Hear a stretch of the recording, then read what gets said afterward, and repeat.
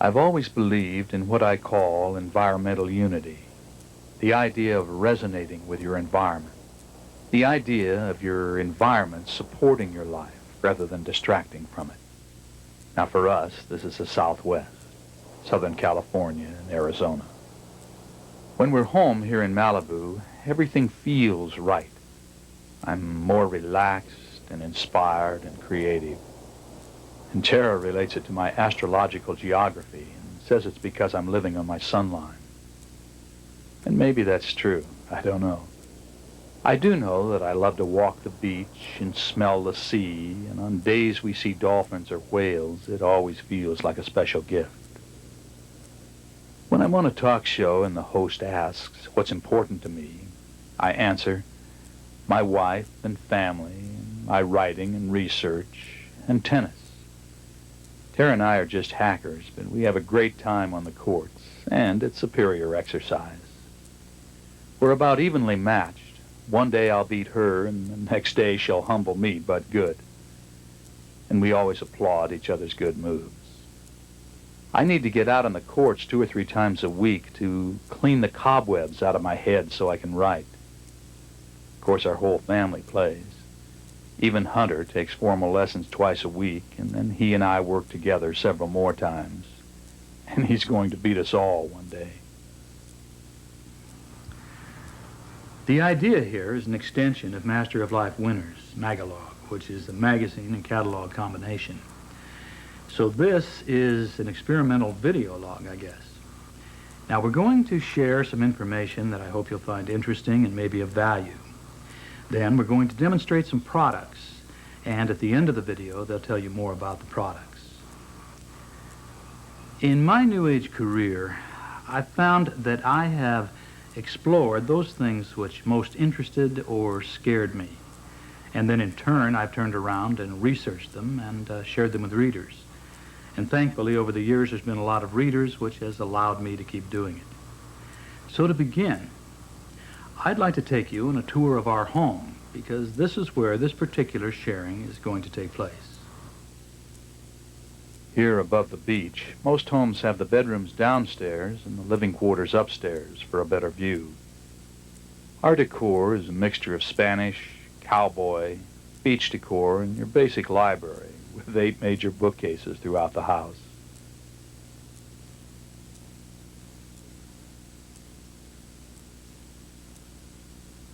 This is Hunter Shane, and how old are you, buddy? 5. How old are you almost? 6. How many? 6. Hunter Shane is our tennis player. He's our Lego builder, aren't you? He builds the most complex environments anyone's ever seen. And then right over here is Cheyenne. And how old are you, sweetie? Almost. You're 3, and you're almost 4. That's right. I'm Okay. almost 6. And Hunter's almost 6. And I'll be bigger. And Cheyenne, and you will be bigger. And Cheyenne is our ballet dancer, isn't she? And she's our little artist. She paints and paints and paints and paints. I'm an artist too. Well, you are an artist too. That's right. I think by sheer volume, Cheyenne may take the award, but you paint too. I paint. I draw a lot. You do draw a lot. I know that's true.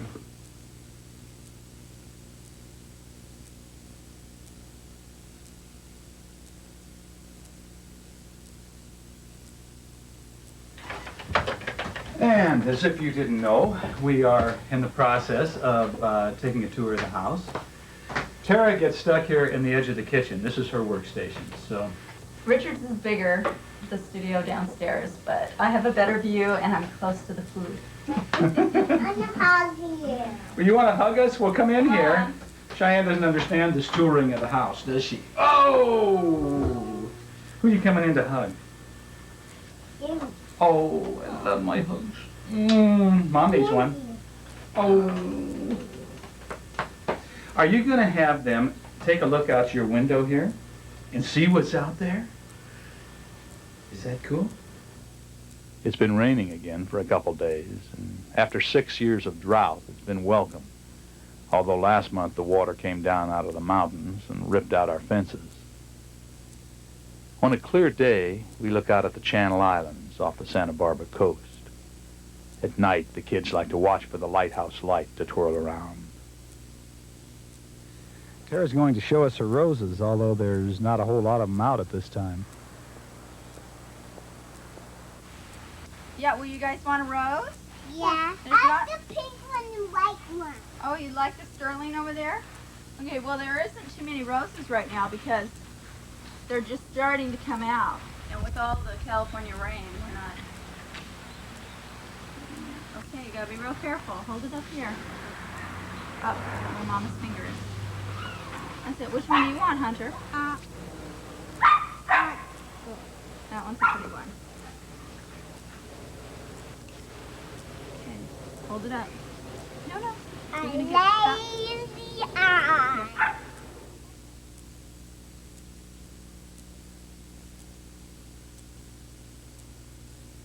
This is my room. It is it? Yeah. We would never know that you like E.T. and Winnie the Pooh and Ghostbusters and these guys. Who are these guys? Who? Okay, here's a trick that we'll share with everybody. Okay. When we read at night, almost every night, what do? Cord. We record.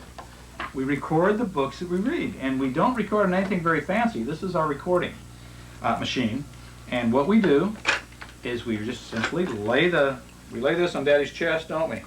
And then we read the books, and we end up now with hundreds of stories that you guys can listen to at any time you want to, right? Yeah. And if Daddy can't read some nights, you've still got a story. What do you think about that? It's good.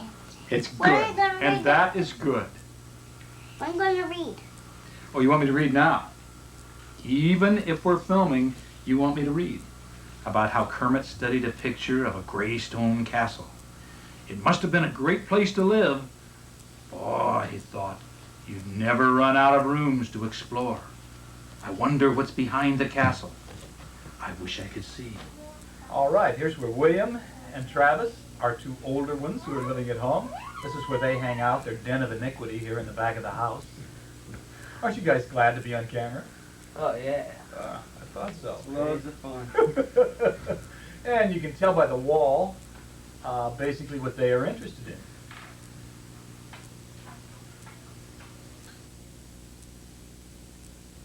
All right, here's mother and son.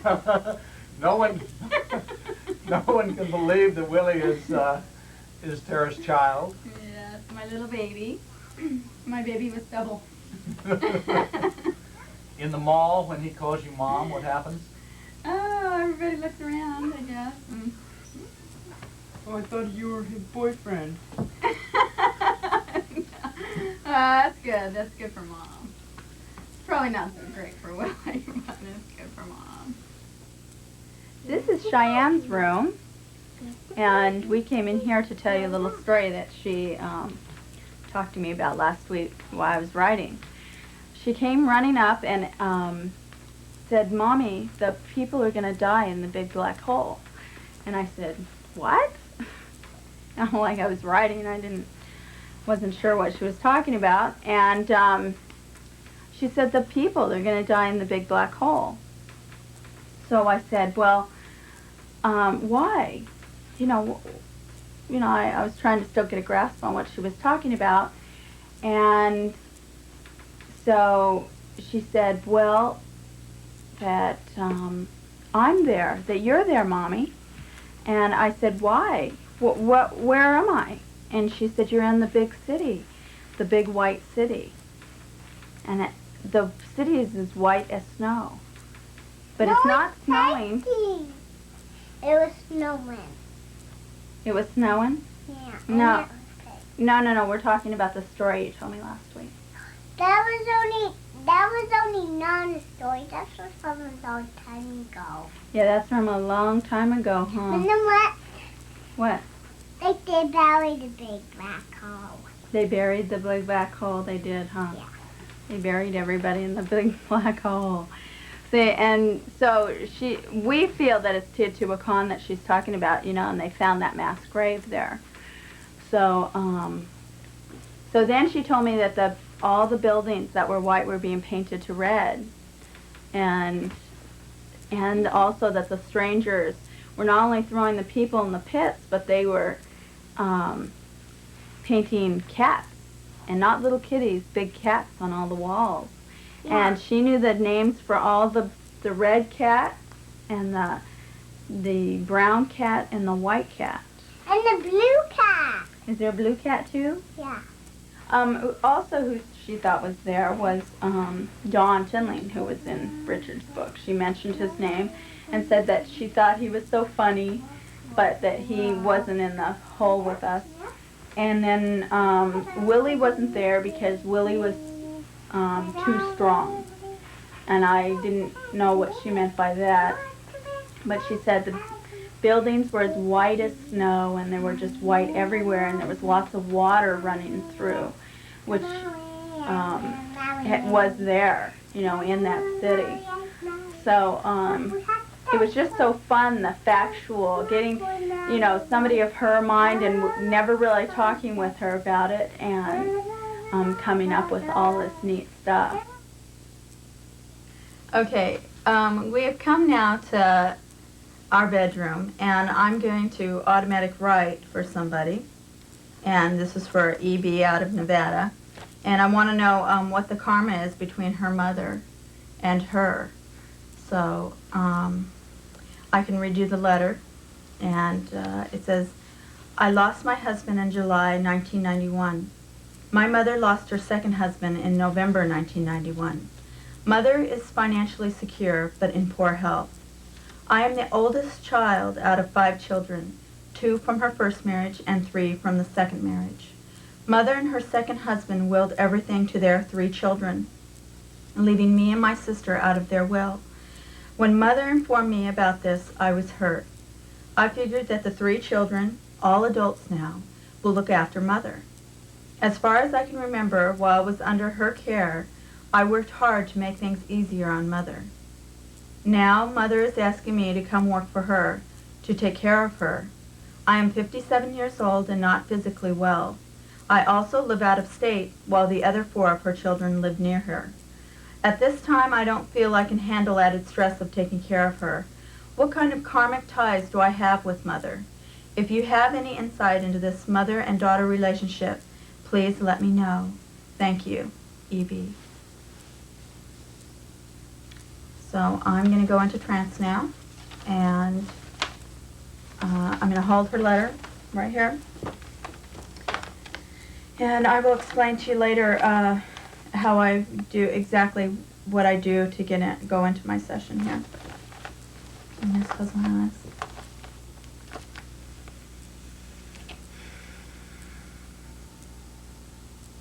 When I channel with automatic writing, I go to a special room I mentally created long ago.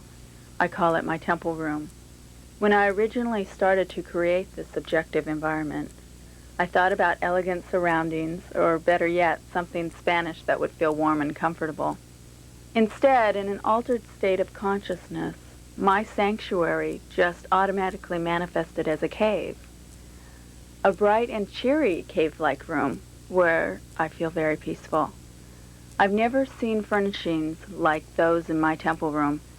They too just sort of appeared and seemed to relate to an ancient Eastern civilization. When I begin automatic writing, I find a quiet and comfortable place. I have 1 notepad and 2 pens sitting on my lap, and I know exactly what I want to learn in the altered state. I write my questions at the top of the page. If I'm seeking knowledge about someone I don't know, I use their letter, or a piece of clothing as a touchstone, which I hold. Of course, this is combining psychometry and automatic writing. I close my eyes, breathe deeply, relax my body, and I keep breathing deeply until I feel like I'm tumbling through space. Then I keep tumbling until I come to my gray stone steps.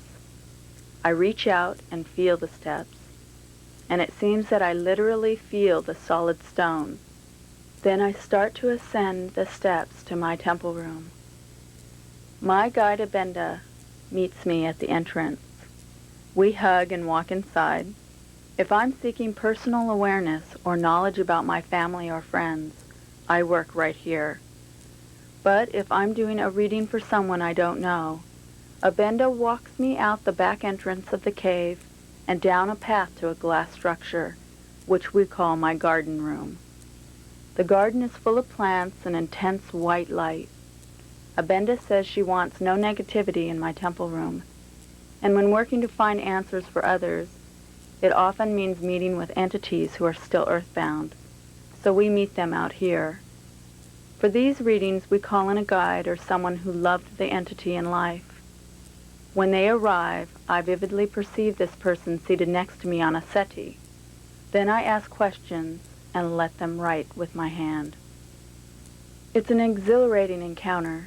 I know from hundreds of direct experiences that automatic writing often helps you to obtain awareness about your direction, and sometimes just knowing the cause of a karmic situation is enough to help you accept the effect or find peace.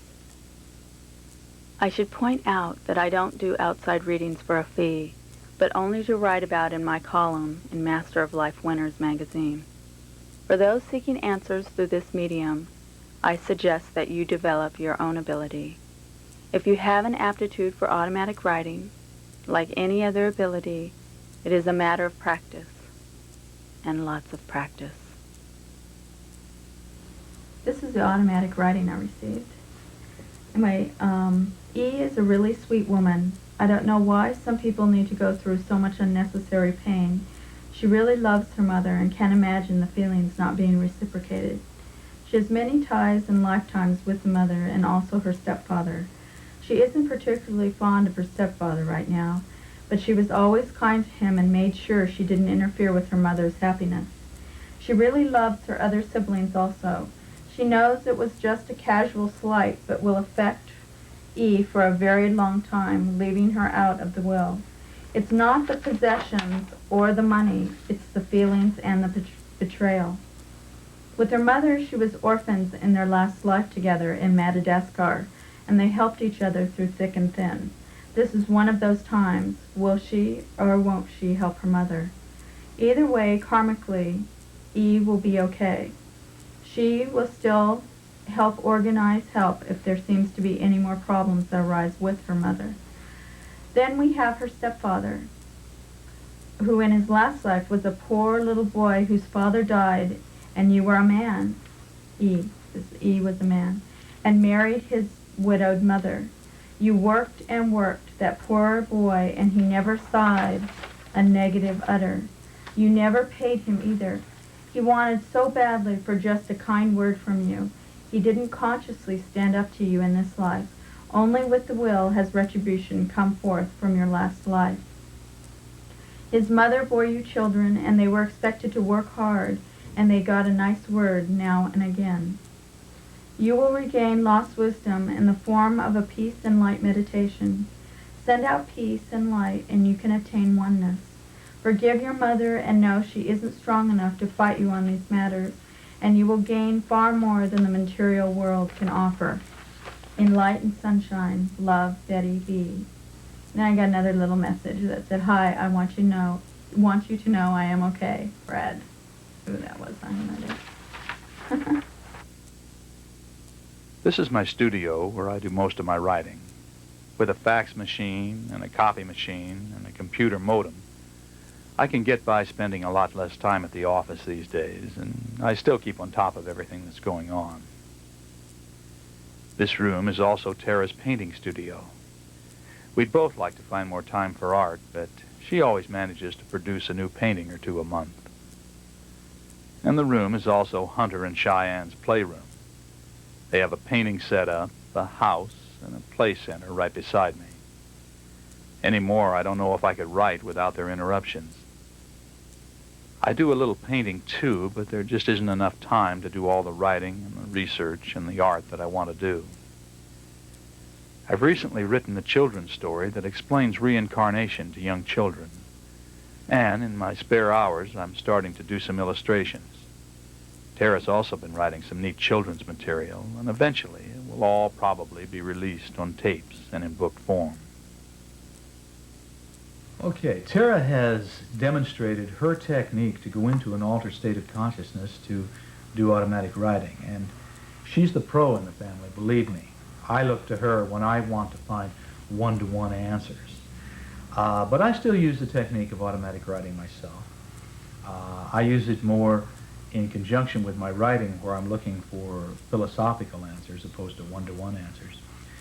And I'm going to demonstrate here in just a moment this particular device, which I have used for years and years and years. It's called an alphatronic. It was developed by Lowell Pope. The way you use it is you switch it on, and I'm sure you can't see it here on camera, but this little green light is now flashing, showing that it is emitting an electrical charge at the setting which I've dialed. Now, to use the device, you have to use a electrosurgery gel. Make sure you make a good contact. And you don't put these headphones on your ears, you put them right behind your ears so that they're touching the mastoid bone. And I am now receiving an altered state inducing 9-volt electrical charge. In fact, were I to close my eyes for a moment here, I would immediately trip away. The result is an almost instantaneous altered state of consciousness. So what I do is I hook up to the alphatronic, and I lie down and close my eyes and am gone. And I ask my own guides and masters for help in whatever it is I seek to know. And then I ask them to show me, so that when I come out of the altered state, I already have an understanding of what it is I'm seeking to write about. Then I will come over here to my computer, sit down at the computer, and lightly alter consciousness using a mudra technique that I'm conditioned to use. And I am writing at the same time I'm getting help. I'm writing about something I already understand, but I feel that I'm still being channeled, a lot of assistance from the other side. Yet it comes through in my terminology, my language, so I don't have to do as much rewriting. Anyway, an alphatronic, and at the end of the tape, I guess we'll tell you more about it. And I may be too deep into a trance to even do this. This is called a relaxamate, and you can probably see these blinking red lights. This is a quick, fun way to go into an altered state of consciousness. Tara's the one that should be here talking about this because she's the one that's in love with this particular instrument. It's called, as I say, Norm Shealy's device, a relaxamate. It comes nicely packaged. It's got 4 of Norm's tapes, which are very good tapes, along with the glasses. Now, the glasses have a timer, 15, 30, or 60 minutes. You can set the pacing. It's a photok stimulator in actuality, just like a brainwave synchronizer. You can set it for alpha or theta so that you're going down into the level of an altered state that you desire to go into. So that would be well down into theta. You've got a brightness control, and you can just completely trip out with these things. So the relaxamate, if you're interested, more at the end of the tape. A couple of years ago, like a lot of other people, I became quite concerned about electrical power field contamination and what the wires that surround us, the wires outside and the wires inside in the walls of our home and the electrical apparatuses that surround us, what they were doing to the electrons in our own bodies. And so I started to look into it, to read about it, and ask people that had some knowledge of this. And the more I found, the more concerned I became. I have an article here from my file that was in Discover magazine. And this article alone would be enough to make any sane person sit up and take notice.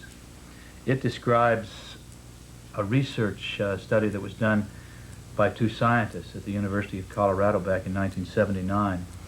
And they found a statistical link between childhood cancer and the proximity of certain kind of power poles or power lines around our houses.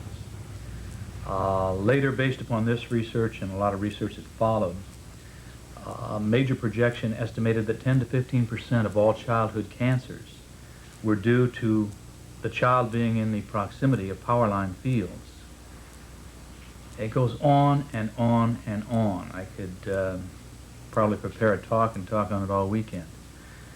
They found that exposing cancer cells in a scientific laboratory to these electrical fields, the result was often that the cells would become super cells. They become supercharged. They become indestructible. So I talked quite a bit about this to Pat Flanagan, who's a good friend of mine. Pat's a scientist, the guy that started a lot of the pyramid research that goes back quite a few years now.